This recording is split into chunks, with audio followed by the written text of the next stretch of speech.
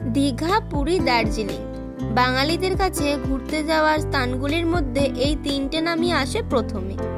আজকে আমরা চলে এসেছি দীঘা, পুরী, দার্জিলিং এর মধ্যে পুরীতে। চলো তোমাদেরকেও একটু ঘুরিয়ে দেখাই।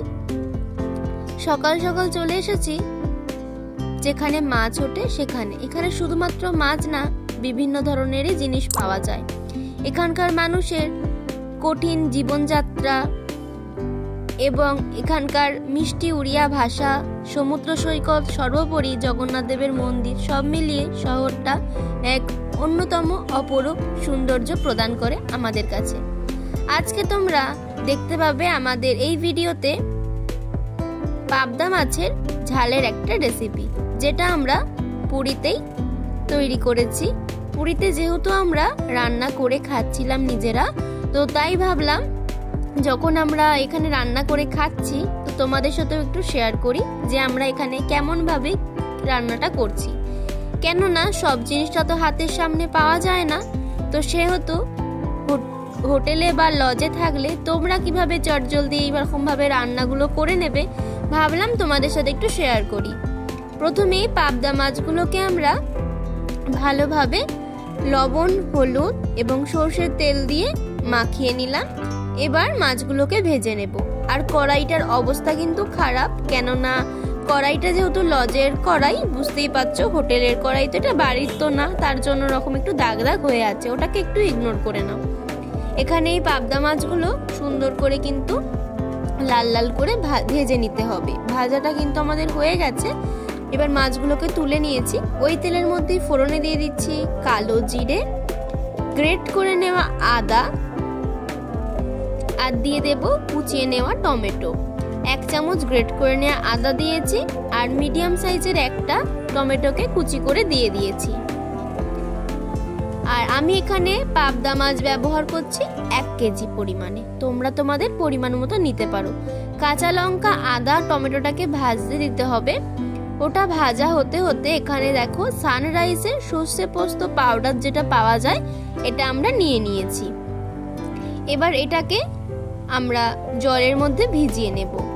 2 প্যাকেট নিয়েছি এখানে সর্ষে পোস্ত পাউডার, আর এই 2 প্যাকেটকে জলের মধ্যে ভিজিয়ে নেব। যেহেতু 1 কেজি পরিমাণে মাছ আছে, তো 2 প্যাকেট কিন্তু লাগবে। জলের মধ্যে ভিজিয়ে নিতে হবে 5 থেকে 6 মিনিট, তাহলে এটা সুন্দরভাবে ফুলে উঠবে। এদিকে 3-4 মিনিট পরে দেখতে পাবে তোমরা যে সবজিটা বেশ সুন্দরভাবে নরম হয়ে গেছে, ভাজাও হয়ে গেছে। এই তেলের মধ্যে এবার দিয়ে দিতে হবে একটু চিনি, 1/2 চামচ মতো চিনি, তাহলে রান্নার রংটা খুব ভালো আসে। এবার দিয়ে দিলাম 1 চামচ মতো হলুদ গুঁড়ো, 1/2 চামচ মতো লঙ্কা গুঁড়ো, এটা ঝাল লঙ্কার গুঁড়ো, তোমরা চাইলে কাঁচা লঙ্কা বাটাতেও ব্যবহার করতে পারো। সমস্ত মশলাটাকে সুন্দর করে একবার কষিয়ে নিতে হবে। এবার যে পেস্টটা আমরা রেডি করে রেখেছিলাম, সেই পেস্টটা অর্থাৎ সর্ষে পোস্তর পেস্টটা আমরা এখানে দিয়ে নিলাম। দেওয়ার পরে জাস্ট 1 মিনিট একটু ভালোভাবে মিক্স করে নিতে হবে। দিয়ে সাথে সাথে এর মধ্যে দিয়ে দিতে হবে জল। যতটা পরিমাণ তোমাদের গ্রেভি পছন্দ ততটা পরিমাণে গ্রেভি তোমরা এখানে রাখতে পারো।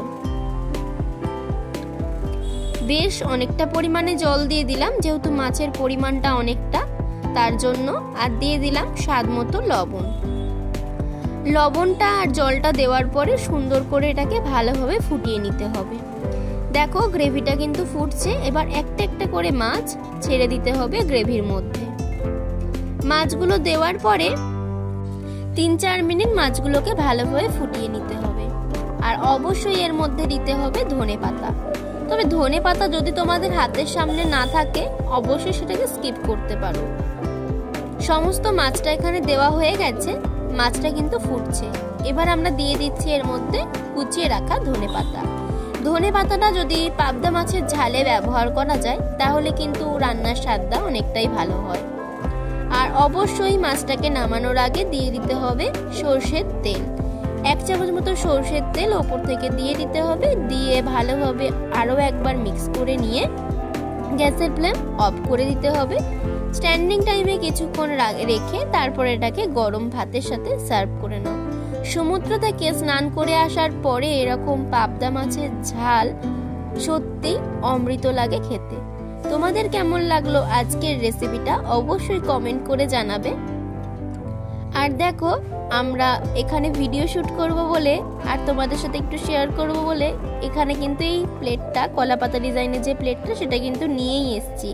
তো আমরা যখন তোমাদেরকে দেখানোর জন্য এইটুকু কষ্ট করতে পারলাম, তোমরাও অবশ্যই আমাদের ভিডিওটা পুরোপুরি দেখো, আর ভালো লাগলে অবশ্যই একটা কমেন্ট করো আর একটা লাইক করো। আর এরকম তোমরা নিত্য নতুন ভিডিও পেতে চ্যানেলটাকে সাবস্ক্রাইব করে দাও। সবাই ভালো থেকো, সুস্থ থেকো, সকলকে নিয়ে হাসি খুশি থেকো, আর আমাদের একটু পাশে থেকো, সাপোর্ট করো আমাদের এই ছোট্ট চ্যানেলটা। আজকের মতো ভিডিওটা এখানেই শেষ করছি। সবাই সুস্থ থেকো, ভালো থেকো, টাটা।